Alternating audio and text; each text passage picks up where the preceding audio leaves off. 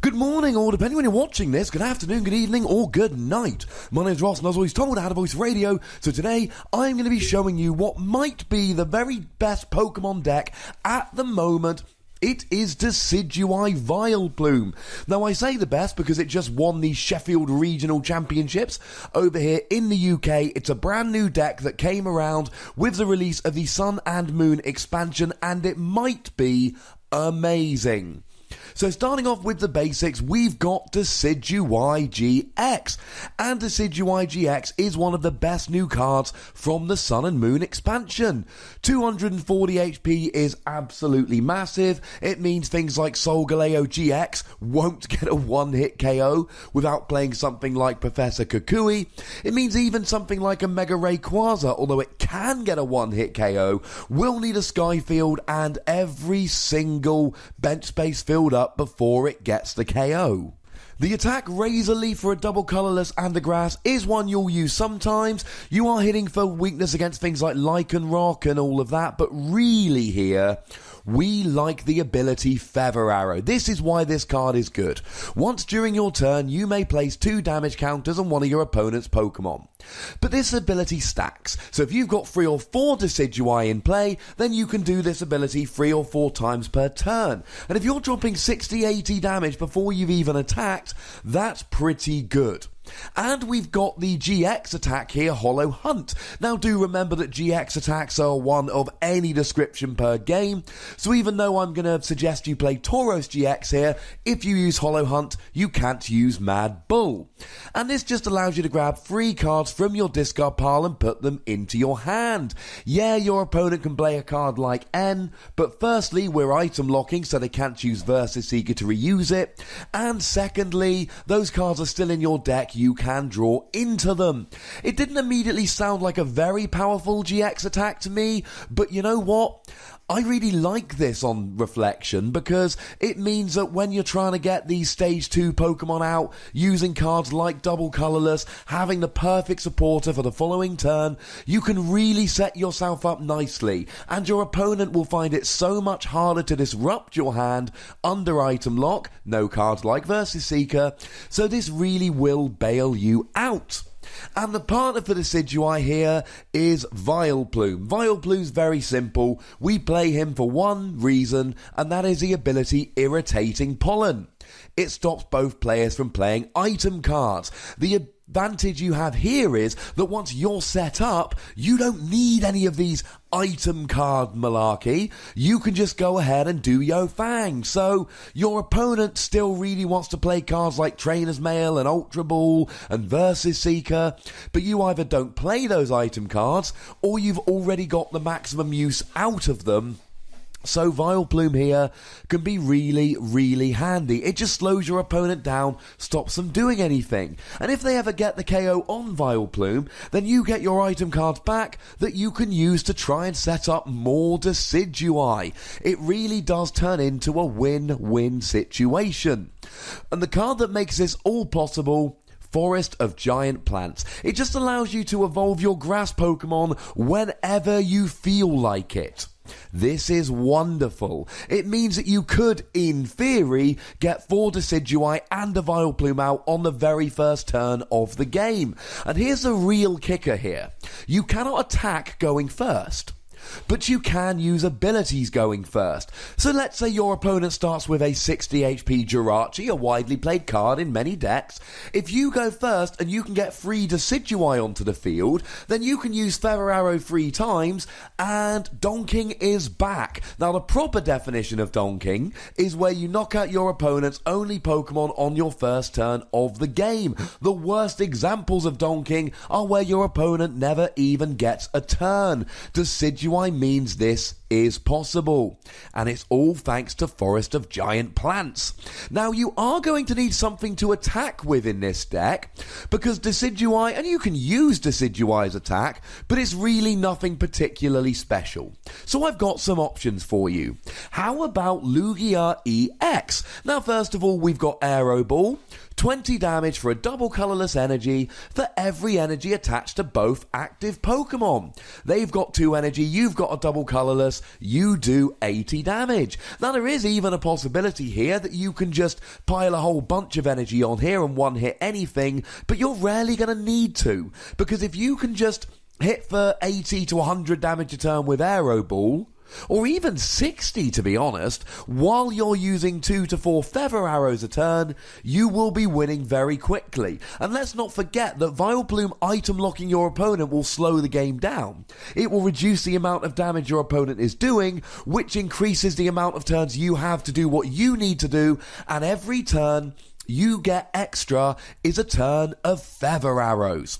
But don't sleep on Lugia-EX's second attack, Deep Hurricane. You'll need 2 double colourless energy, but that's alright, you're playing 4. And really you use this where there's a Stadium card in play, 150, and you discard the Stadium card. Now this could be nice if you discard something like your opponent's Skyfield, for instance. But even if you discard your own Forest of Giant Plants, in the mid to late game you need it a lot less. And 150 isn't amazing, but let's say you've got 3 Decidueye on the bench and you're up against a Mega Gardevoir. Well, now 3 Feather Arrows and a Deep Hurricane actually adds up to 210, and you're getting a one-hit KO on a Mega Gardevoir for 2 prizes. This, ladies and gentlemen, is tasty. Another good option you've got here is Tauros-GX, another new card from the Pokemon Sun and Moon set, and we've talked about him on a number of occasions. Links in the description if you want to know more about him. He's got Horn Attack, 60 for a double colourless energy, and here again, Decidueye uses double colourless energy, Lugia attacks for double colourless energy, as does Tauros. You've also got Rage, 20 damage plus 10 more for each damage counter on him. They hit you for 70, you hit them back for 90. And then Mad Ball GX, now this does stop you using Hollow Hunt, but you basically do thrice the amount of damage that's on you. They hit you for 70, you hit them back for 210. They need to be one-hit KOing Tauros GX, but that's really difficult to do when they're item locked by Vileplume and struggling to set up. Another card we often see played here is Beedrill-EX. Now, Gonzalo Ferreira was the chap who won Sheffield Regionals with his Decidueye Vileplume deck. He played Beedrill-EX, and there's one reason we play Beedrill-EX. Really, it is for Garbodor.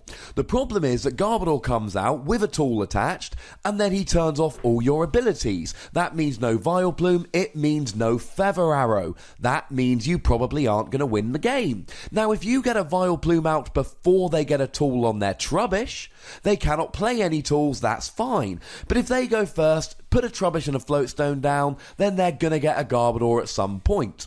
But Beedrill comes in here with Double Scrapper, allows you to discard Pokemon tools off, and you can even do it off 2 Trubbish or 2 Garbodor here. And not only do you get rid of the tools, but they then cannot reattach the tools because of the Vileplume that you have in play. And then you just go back to doing your thing, quite honestly. It's very, very nice indeed. Now you can use the attack Pin Missile, 40 damage, for the number of heads you can flip from 4 coins, but really, you have to flip 3 coins for this to be better than Decidueye's attack, and most of the time you might as well just attack with Decidueye. And the last attacker that we saw played by Gonzalo in a lot of similar lists is this Promo Jirachi. And here, you can't use a second attack, it's all about Stardust. 10 damage, and you get to discard a special energy attached to your opponent's active, and you gain immunity. And this isn't going to win you games by damage, but it is going to slow your opponent down. Remember, they're not going to be able to get out the active as easily, or find their double colourless or whatever else they're playing as easily under item lock. And then you've got immunity. Now maybe they just wait a turn and then KO Jirachi, but that's okay, because the turn that they're waiting, you're using Feather Arrows. You see the point I'm making here over and over again. You're constantly buying yourself extra turns, and every extra turn you get, you can use Feather Arrow. And that is wonderful. Now there are a couple of other options. Some people, and this is mostly played in non-Vileplume lists for obvious reasons, use Hoot Toot for Proclaim the Night. It's a double colourless energy attack, and it item locks your opponent, not unlike Seismitoad, but without doing the damage. You can use this as an alternative. You item lock them, you're not doing any damage, but you're using Feather Arrow. Really, this is redundant in a Vileplume deck. Unless, of course, you play Noctowl. A Noctowl for a double colourless energy, so again, we get to use double colourless, and our deck does what it does. High Flight, 20 damage for the combined number of item cards in both players' hands. This could be a nice big attacker for when you need to do more damage than something like Lugia or Tauros is poking. Now, don't get me wrong, this is not always going to work, but if your opponent is item locked, they're going to build up in their hands the number of item cards. You're going to be playing a fair bunch of item cards to get going quickly, so this could do a decent amount of damage. And if you want another reason to play Noctowl, well, he's an owl, just like Decidueye, so double owls.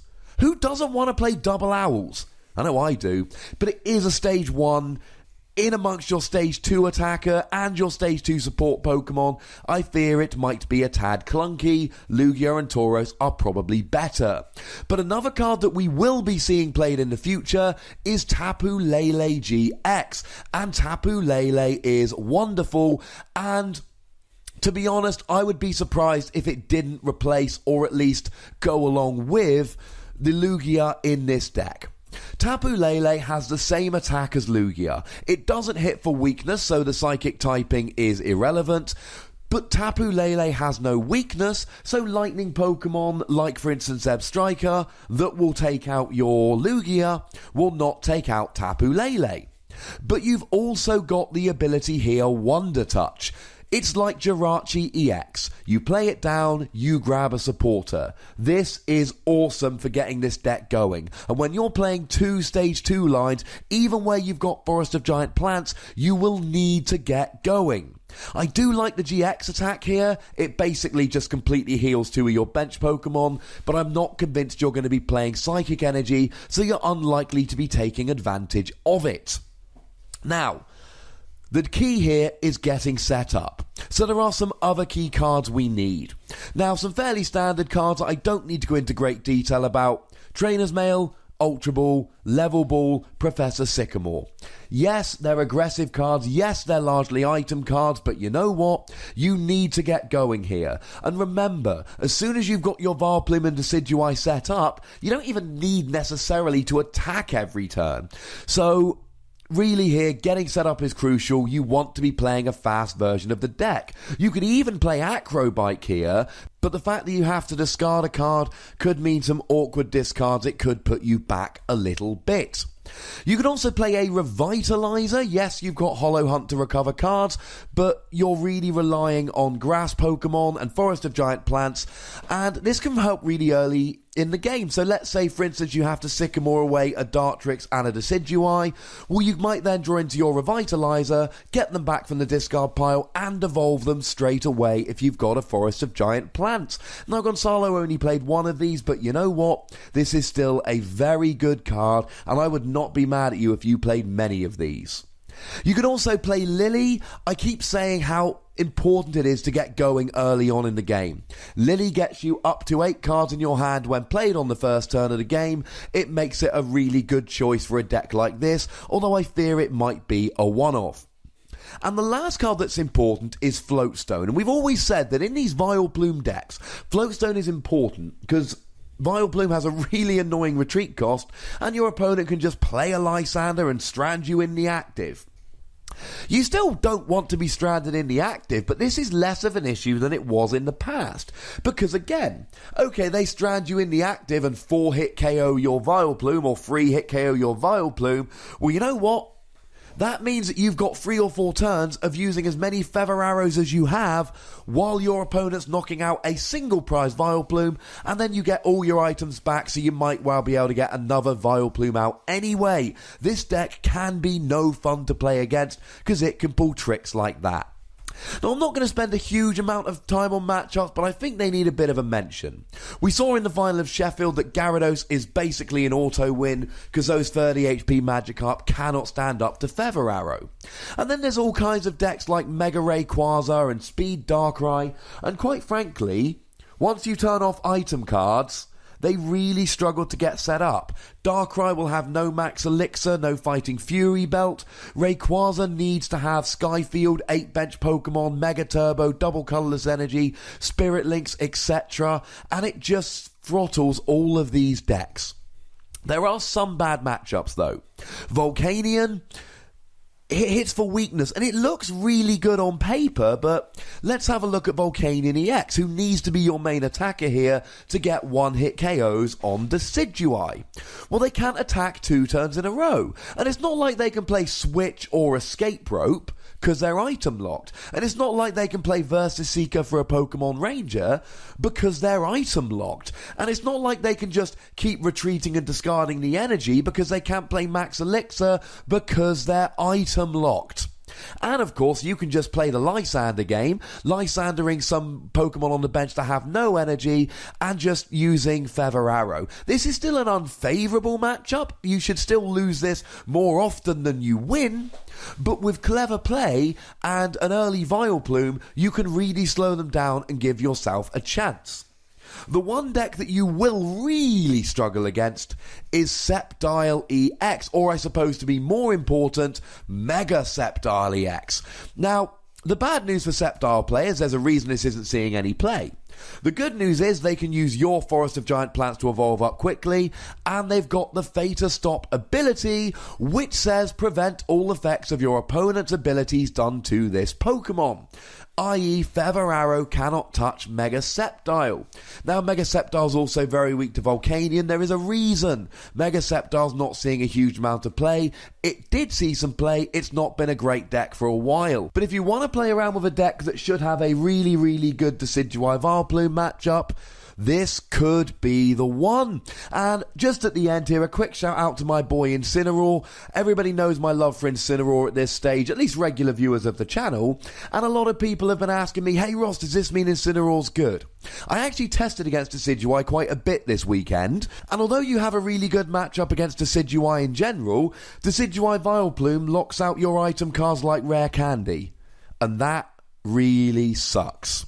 Now, you know the deal, ladies and gentlemen, there is a comment section. I've tried to bring you a video on this deck as soon as possible. Let me know what you think about it. It's there, ladies and gentlemen. It is there. Use it. Make sure you like this video, and if you're not subscribed to this channel, make sure you fix that as soon as possible, i.e. now. That would be lovely. You can follow me on Twitter @TheWassy, and the most important thing, as always, is to look after yourselves until next time. Thank you very much for watching. My name's Ross, and you've been watching PTCG Radio.